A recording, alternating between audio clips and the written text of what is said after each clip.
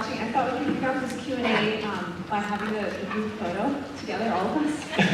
So if you want to just manifest the spirit of Shirley Jackson on your faces, whatever that might mean, we're going to take a Stuhlbarg selfie. Ready? 1, 2, 3. Yeah, tag all of you on Facebook. So again, this project was really made possible by an incredible team, so I'd love to bring out all the wonderful people who are here to work on it, especially our great cast. Let's bring up first Elizabeth Moss.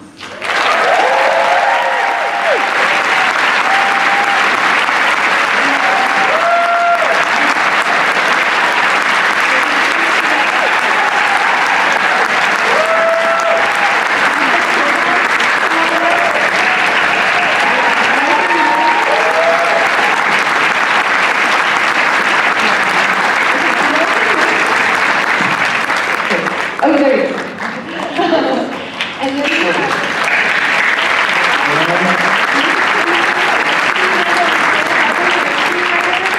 have Christine, Sean, and David from Color Films.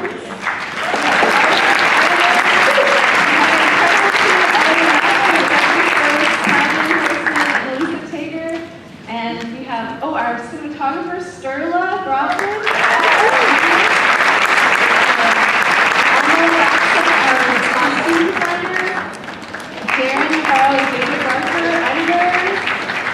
Our colleague, our composer.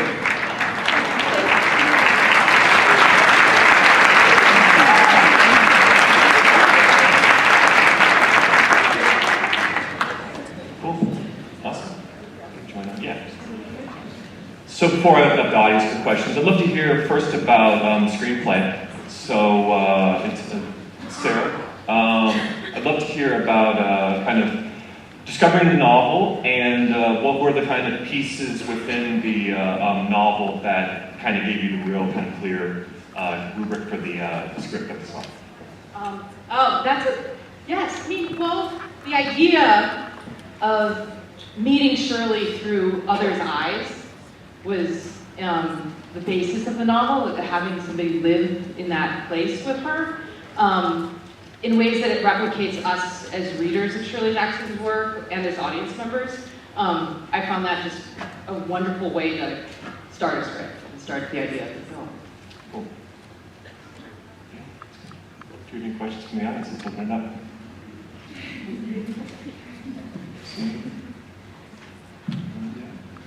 Okay. Great. Okay, I have a question. Oh, right here. Sorry. Josephine, this is for you. Music and sound is so important for the films that I've seen so far. I was wondering how early on you started working with sound design and score. The question is about sound design and score. Well, actually, it's so funny. I was thinking I forgot to bring up our sound designer, Leslie Schatz, who's also here.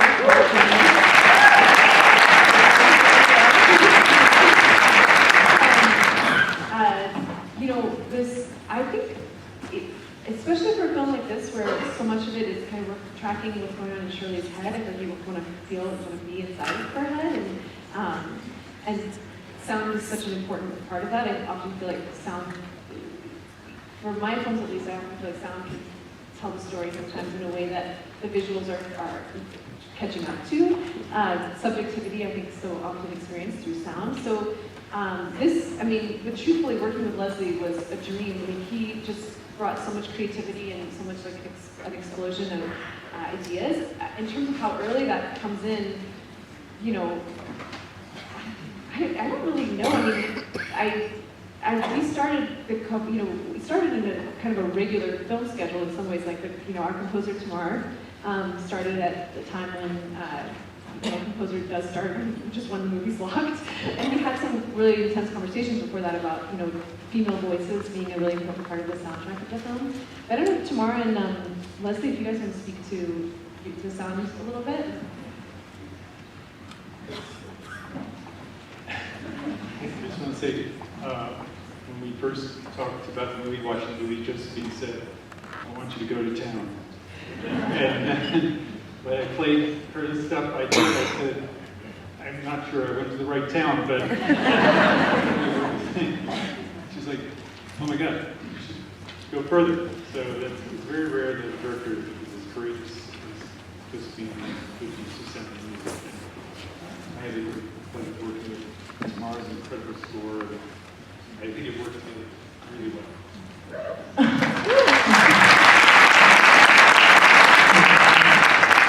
In the same spirit, just that push, having free reign to like really go there and just be in a room by myself doing all those crazy vocals was pretty awesome. But there's just so much emotion in the film, and all the performances were so strong that I just was infinitely inspired. So. Great. More questions? Yeah, in the very back. Yep.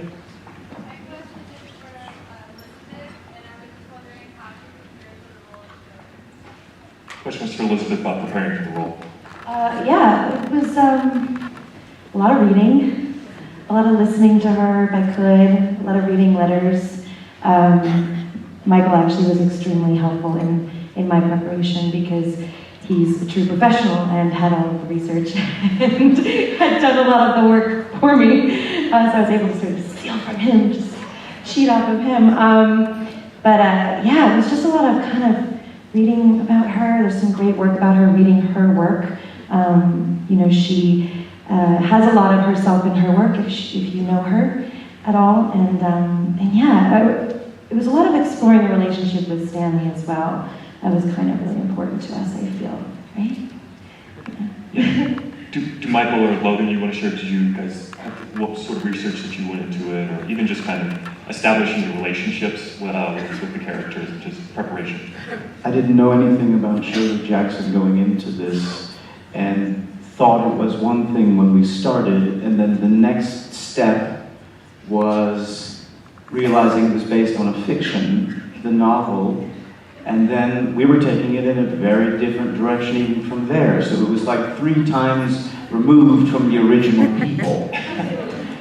That being said, I always feel an obligation to know as much as I can going in.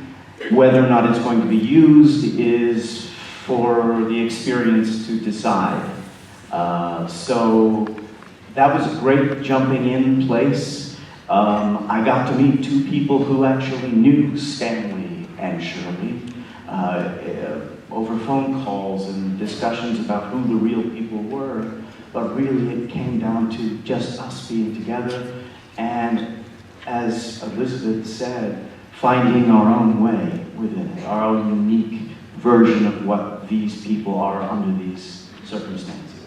I found so much of her working with you, that I could see her when you were Stanley, if that makes any sense, which came out such a brilliant job of it, as always. But I agree, I found her in you, and I feel like it was that relationship that was really important. Yeah, so much of my process, it's hard to articulate, sort of even talk about it or explain it. It's really personal, but it's a fictionalized character, so I had a lot of wiggle room to do what I wanted, but it's really just about giving yourself the material, following your curiosity, seeing what happens. But the main, reason, I guess, when I first got the material, I was really excited about this, the strength of the writing and the strength of our director, Josephine, who's fantastic, and just a real auteur, one of the bold voices out there right now. Really was excited to work with her and be a part of the process. So a part of it for me was really just committing to Josephine's process, which was new for me. And we did some really wild and fun stuff to kind of open up and break boundaries and feel comfortable with each other. And I really enjoyed that. Really, what was new with Logan? I'm just curious. I don't know, maybe crawling on the ground in an office space. Like, I don't even remember what we were doing. It's just get to the other side. We just acting exercises about really just opening up and opening yourself up before rehearsals. It was kind of like it was like loosening yourself up before like a workout or something like that. And they're fun little exercises. Over there. Yep. Yeah. So for Ms. Decker, I believe this is your first time working from someone else's script, is that right? So I was wondering, for somebody who has such a very bold and specific and unique voice, how you kind of approach bringing that to somebody else's question is for Josephine. This is the first time she's worked with someone else's script. Well, thanks for asking that. 'Cause, I mean, I feel like I got a big gift that the script was really good, and that Sarah is a total genius, and a true blessing of being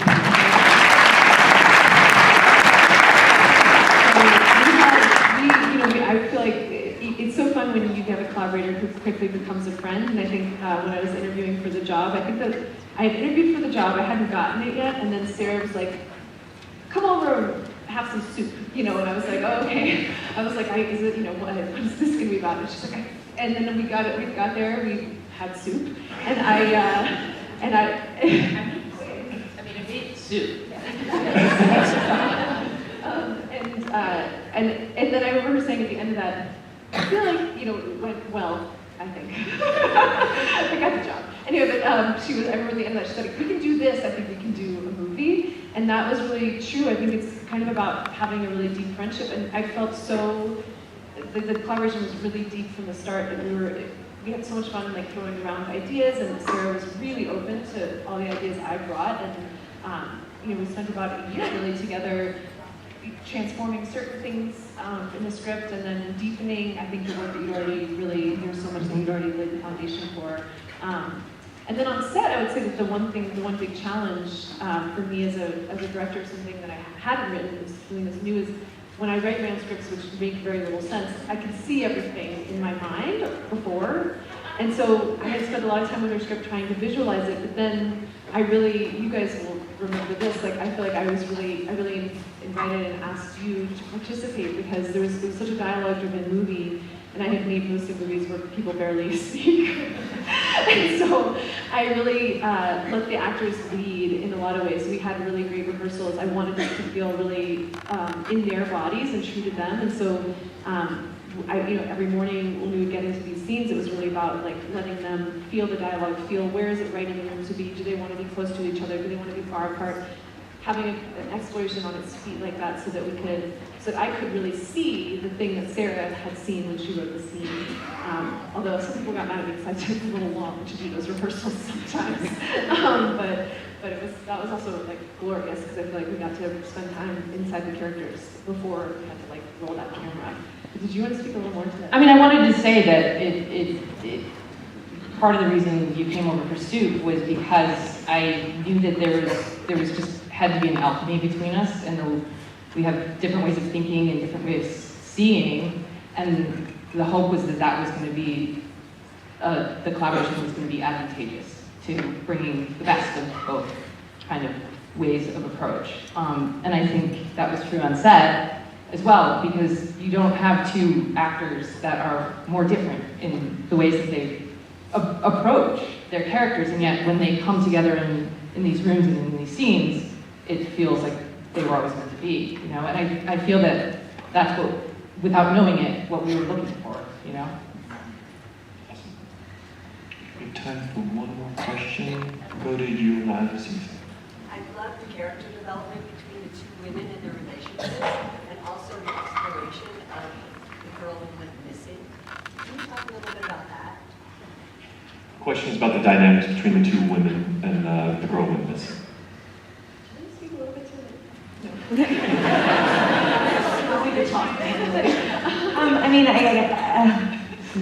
I mean, for me, I feel like there's such interesting relationships with, I think, all the people in the film, but I do think Rose was this sort of, this love and this sexual love, and also an enemy, and also was real and not real, and she was jealous and also wanted her to succeed and not be like her. It's sort of, we explored all the possible ways that you can have a female relationship, I feel like, with them. That was my interpretation of it.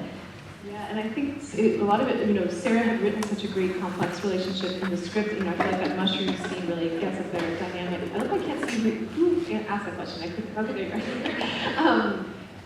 That gets at sort of like how you can transform someone in a moment in a way, open someone's mind. I think that was sort of at the heart of the film, was this like the dangerous, like potentially poisonous or potentially like edible relationship between these women. And also, with the Paula character, it was so interesting because we had written, we had this great film about a writer, and something that we kind of discovered in editing was that we really wanted to dramatize the writing process more. So we really tried to bring out the Paula character more in the edit, and I was really curious to maybe hear David Barker. Are you on stage yet? Did you want to talk a little bit? He's like, no. He's like, do you want to speak a little bit? Because you brought out Paula so much. Like he was really, integral to making sure that Paula weaves through the whole film. Part of it was just because Elizabeth's portrayal of Shirley was, this character had so much power because you didn't know what she was thinking. Right? You didn't know what she was going to do. She was really unpredictable, so we also needed to get into her head in a number of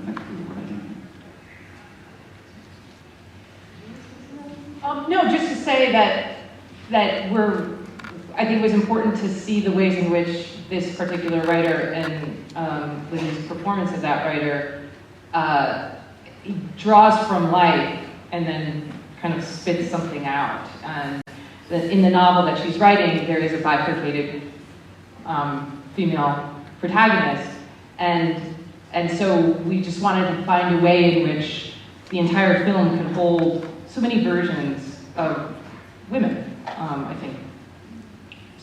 Let's give a final round of applause to the team behind Shirley.